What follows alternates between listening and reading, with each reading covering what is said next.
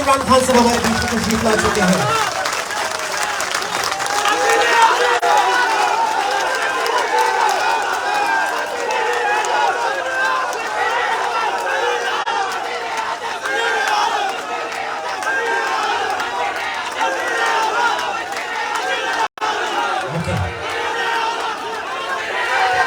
جی بسم اللہ الرحمن الرحیم. ٹائم بہت کم رہ گیا. بیٹھ جائیے بیٹھ جائیے بیٹھ جائیے بیٹھ جائیے.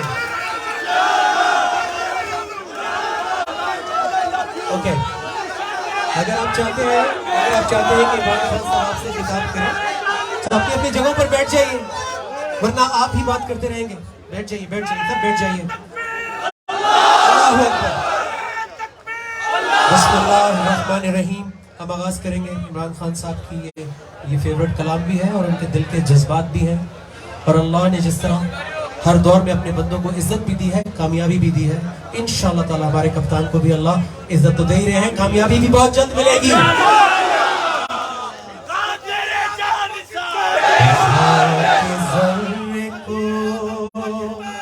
اٹھا کے ذرے کو آفتاب بنانے والے, اپنے بندوں پہ رحمت لٹانے والے, اٹھا کے ذرے کو آفتاب بنانے والے, اپنے بندوں پہ رحمت لٹانے والے, اٹھا کے ذرے کو. میں بڑی شان سے جیتا ہوں کہ رحمان ہے تو, میں بڑی شان سے جیتا ہوں کہ رحمان ہے تو, مایوس نہیں کرتا, کبھی مایوس نہیں کرتا, اے ساتھ نبھانے والے, کبھی مایوس نہیں کرتا, اے ساتھ نبھانے والے, اٹھا کے ذرے کو کر کوشش ہزار دشمن بھی, کرے کوشش ہزار دشمن بھی, مٹ گئے ہیں ہمیشہ, مٹ گئے ہیں ہمیشہ, تیرا نام مٹانے والے, اٹھا کے ذرے کو.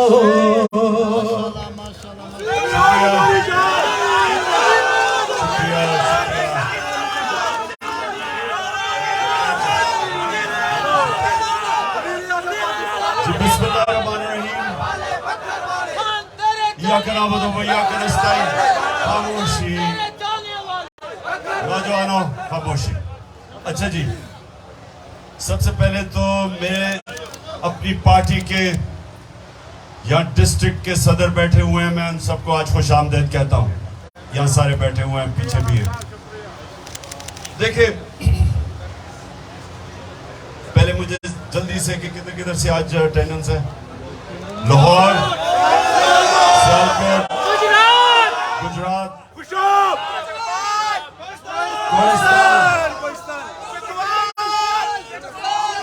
ڈسٹرکٹ پریزیڈنٹ ہمارے صاحبان, خوشاب, چاروں لوگ خوشاب سے صرف. تم کیا مقابلہ کرو گے اگر یہاں حملہ ہو گیا؟ چار لوگوں نے کیا. اچھا آگے بکر, اچھا میاں مانی, میاں والی آپ کے اوپر خاص ذمہ داری ہوگی اگر یہ کوئی سوشل میڈیا کرو. سوشل میڈیا اچھا جی. اچھا آج بس بس بس بس بس دیکھیں آپ وزیرستان میں کیسے پہنچ سکتے ہیں. اچھا جی اب سننا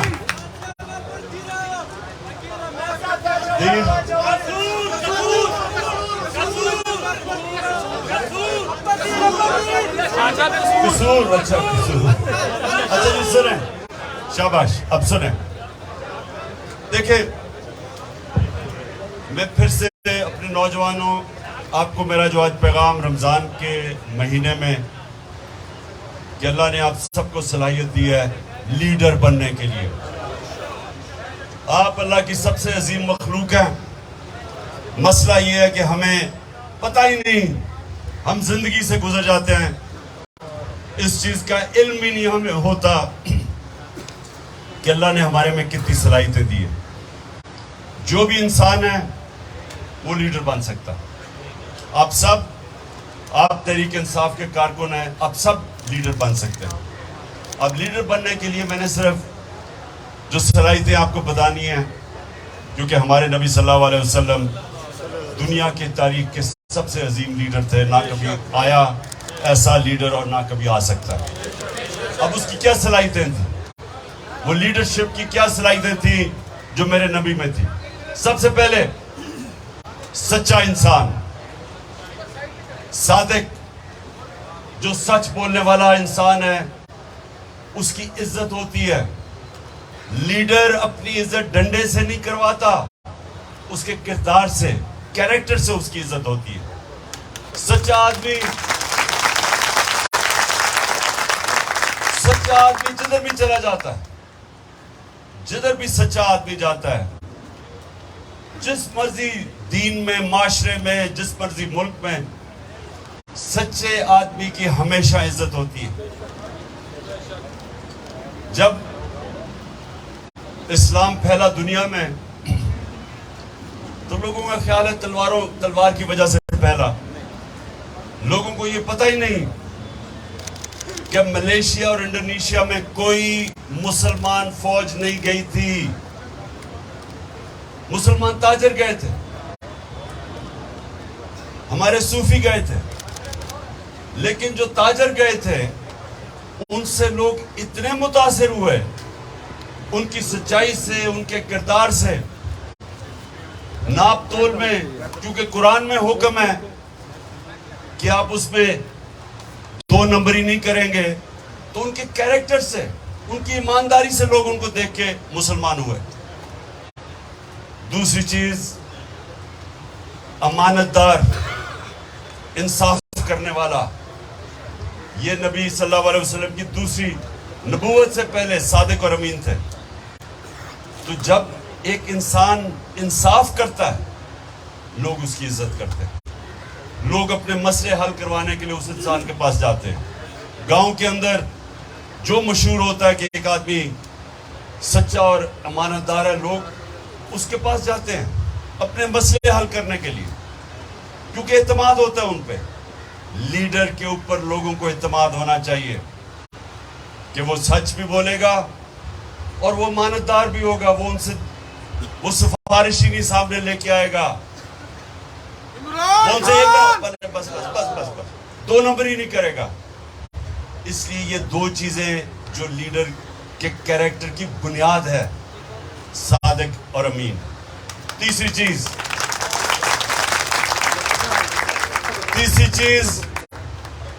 کہ ایک بزدل آدمی لیڈر نہیں بن سکتا.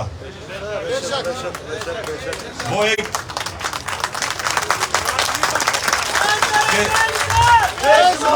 کیونکہ بزدل آدمی, بزدل لیڈر کا پرابلم یہ ہوتا ہے جب ضرورت پڑتی ہے تو وہ لندن بھاگ جاتا ہے, وہ لیڈر نہیں بن سکتا.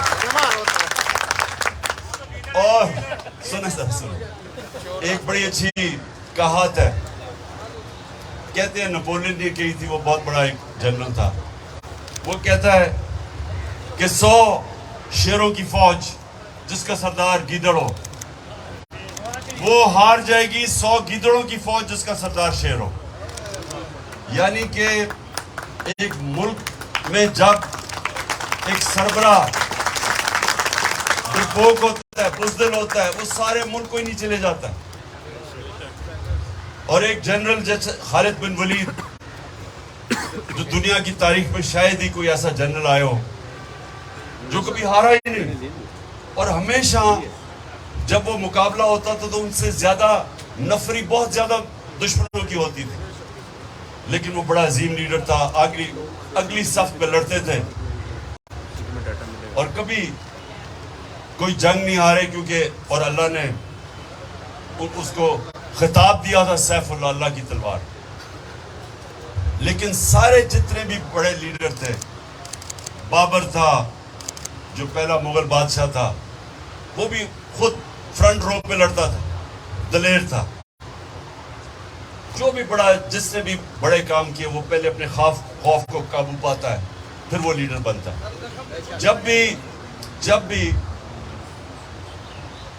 جب بھی کوئی بھی لیڈر یا جو بھی بڑا کام کرتا ہے, وہ اپنے خوف کو قابو پائے بغیر بڑا کام نہیں کر سکتا. یہ نہیں کہ ہمارے میں خوف نہیں ہے, خوف ہوتا ہے ہم سب میں, لیکن کامیاب انسان, بڑا انسان اس خوف کو قابو پاتا ہے. اس لیے اللہ قرآن میں کہتا ہے کہ جو لوگ ایمان لے آئیں میں ان کے خوف دور کر دیتا ہوں. یہ بہت بڑی بات ہے, یہ سمجھیں یہ آیت. نعرہ تکبیر! ابھی نہیں, وہ ٹائم کا میں کتنا رہ گیا ٹائم؟ 10 منٹ رہ گئے, ذرا میں بات ختم کروں. یہ بڑا آپ کو سمجھنے کی چیز ہے کہ خوف ہم سب میں ہوتا ہے, لیکن کامیاب انسان اپنا خوف کے اوپر قابو پاتا ہے. آپ کو پتا ہے آج تک کوئی بڑا بزنس مین ہی نہیں بنا جو نقصان سے ڈرتا ہو, نقصان کرنے سے بزنس میں ڈرتا ہو. وہ رسک لیتا ہے, بڑا بزنس مین بڑی رسک لیتا ہے. بڑا انسان بڑی سوچ رکھتا ہے, بڑا انسان بڑے فیصلے کرتا ہے. اور بڑا فیصلہ کیوں ہر کوئی نہیں کر سکتا؟ کیونکہ لوگ ڈرتے ہیں. اگر وہ فیصلہ اگر وہ کامیاب نہیں ہوتا, وہ فیل ہو جاتے ہیں, اسے ڈرتے ہیں. جو آدمی ہارنے سے ڈرتا ہے وہ کبھی جیتنا نہیں چاہتا, اس کو جیتنا ہی نہیں آتا. ہار سے جو ڈرتا ہے وہ جیت نہیں سکتا. چوتھی چیز ہے لیڈر میں چاہیے. لیڈر اپنی میں کو قابو کرتا ہے. جو میں ہے نا, میں جس کو ایگو کہتے ہیں, جس کو اقبال ایک طرح خودی بھی کہتے ہیں, جب تک آپ اپنی میں کو قابو نہیں پاتے آپ بڑا انسان نہیں بن سکتے. جب تک انسان میں سے باہر نہیں نکلتا, بڑا انسان ہوتا ہے جس کی بڑی سوچ ہوتی ہے. بڑی سوچ اپنے سے نکل کے بڑی سوچ ہوتی ہے. نبی صلی اللہ علیہ وسلم رحمت للعالمین تھے, سب انسانوں کے لیے رحمت بن کے آئے تھے. مسلمانوں کے لیے نہیں بن کے آئے تھے, انسانیت کے لیے آئے تھے. اس سے بڑا انسان کیا ہو سکتا ہے؟ خود سوچے نا, اس سے بڑا انسان کیا ہو سکتا ہے کہ وہ اپنی فیملی کے لیے نہیں, وہ اپنے قبیلے کے لیے, اپنے شہر کے لیے نہیں, وہ انسانیت کے لیے آیا تھا. یہ ہوتا ہے بڑی سوچ, انسانوں کی قدر کرنے, انسانوں کی بہتری کے لیے. یہ ہوتا ہے ایک عظیم انسان اور عظیم سوچ. تو جو بھی دنیا میں, جس کو دنیا یاد رکھتی ہے, یہ پھر سے یاد رکھیں, جس کو دنیا یاد رکھتی ہے اس کی ہمیشہ بڑی سوچ ہوتی ہے, اپنے میں سے نکل جاتا ہے باہر. یہاں جتنے بھی آپ برے صغیر کے اندر چلے جائیں, اسلام کیسے پھیلا تھا؟ بڑے بڑے بزرگ آئے تھے, ولی اللہ, داتا صاحب, میاں میر, بابا بلے شاہ, نظام الدین اولیاء, معین الدین چشتی, یہ بڑے بڑے لوگ تھے. آج بھی آپ چلے جائیں تو لاکھوں لوگ ان کے مزار پہ آئے ہوئے ہوتے ہیں. کیوں آتے ہیں؟ اب یہ سوچیں نا، اپنے سے سوال پوچھیں.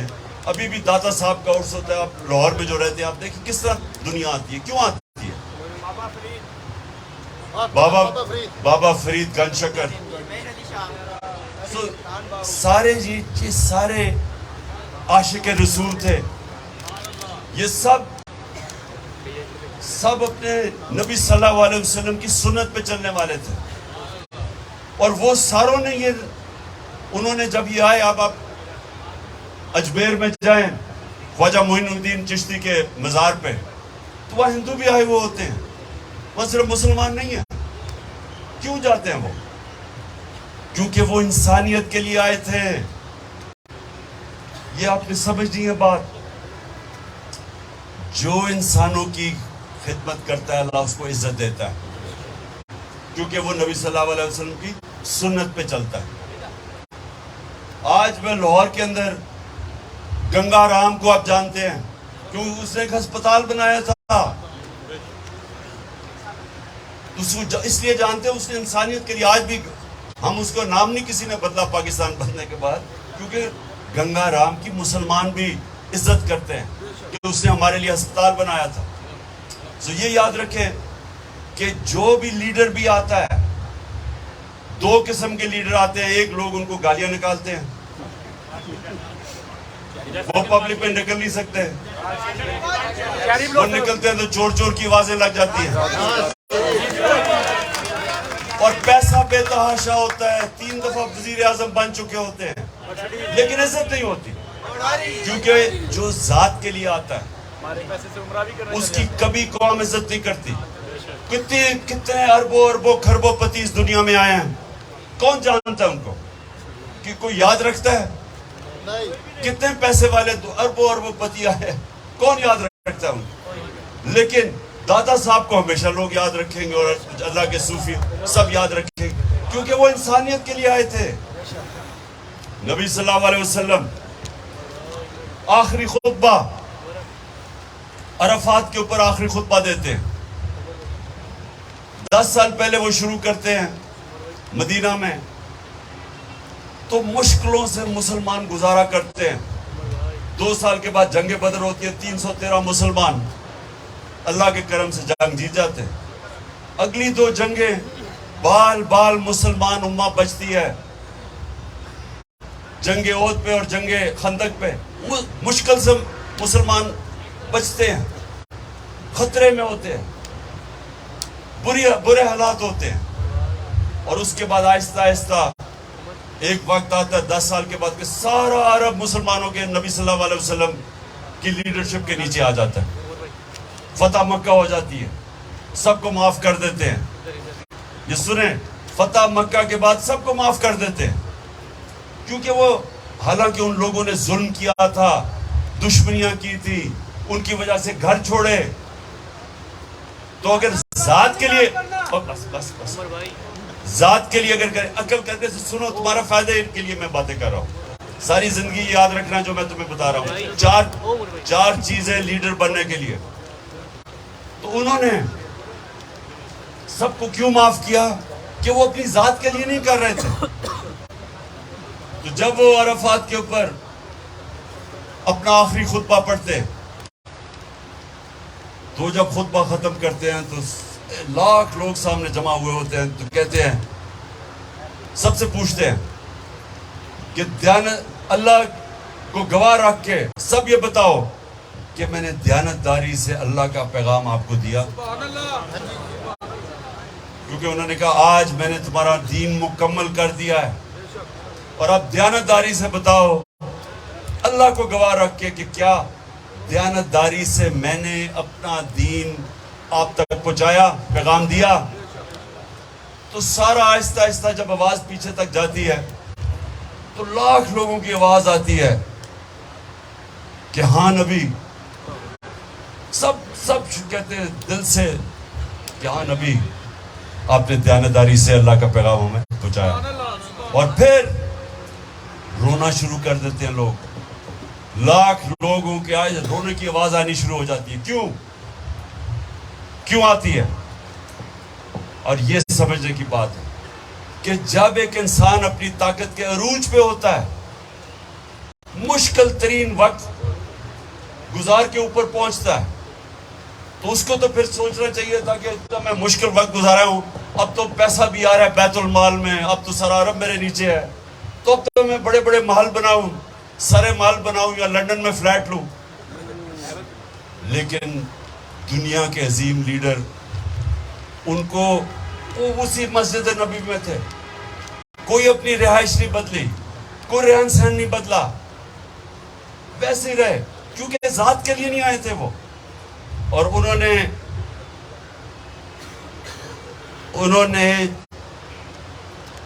اور لوگ کیوں رو رہے تھے؟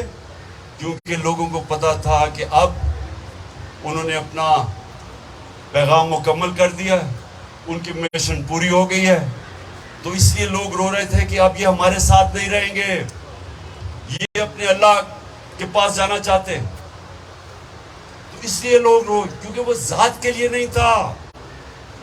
یاد رکھیں، آپ جب ماشاءاللہ آپ جب لیڈر بنیں گے سارے، تو آپ نے ایک چیز یاد رکھنی ہے، جب آپ کو پاور اور پوزیشن ملے گی، جس دن آپ نے اس کو اپنی ذات کے لیے استعمال کیا، آپ بھی ان لوگوں کی طرح ہوں گے جن کی تاریخ کبھی آپ کو یاد نہیں رکھے گی اور برا بھلائی کہے گی آپ کو۔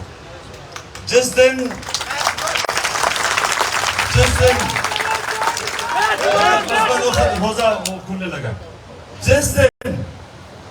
آپ نے یہ سمجھا کہ اللہ نے مجھے ذمہ داری دی ہے، اور اپنے نبی صلی اللہ علیہ وسلم کے قدموں پہ، ان کی شریعہ پہ، ان کی سنت پہ چل کے آپ نے اس کو ایک ذمہ داری سمجھ کے انسانیت کے لیے مدد کرنے کے لیے نکلے، تو آپ کی سیاست عبادت بن جائے گی، وہ عبادت میں شامل ہوگی، اور آپ کی لوگ عزت کریں گے، جس طرح قائد اعظم کی ہم عزت کرتے ہیں۔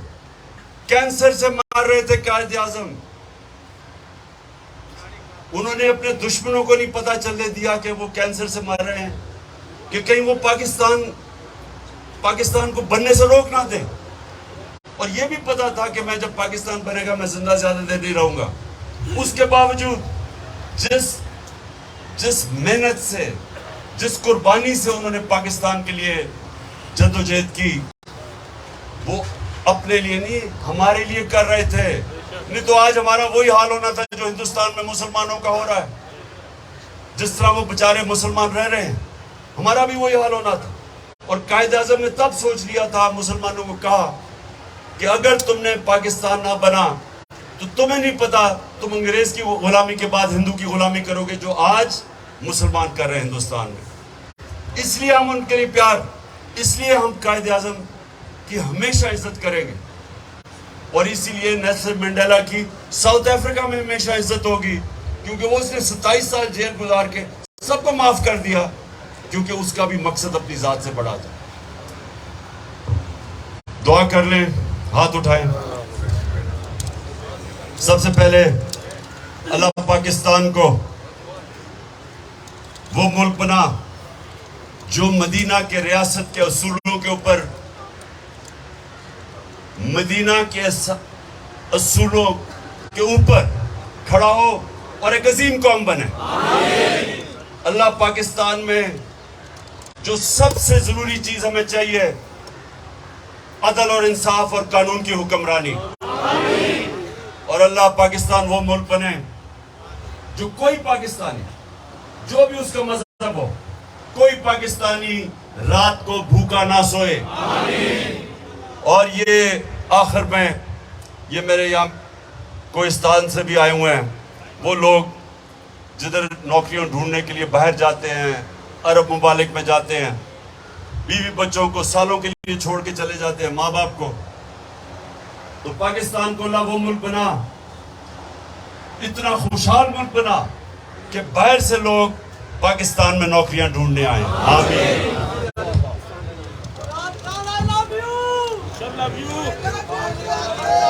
ماشاءاللہ۔ بسم اللہ الرحمن الرحیم۔ اذان اللہ ماشاءاللہ، اکبر، اللہ اللہ اکبر۔ الله أكبر الله أكبر أشهد أن لا إله إلا الله أشهد أن لا إله إلا الله أشهد أن محمدا رسول الله أشهد أن محمدا رسول الله حي على الصلاة حي على الصلاة حي على الفلاح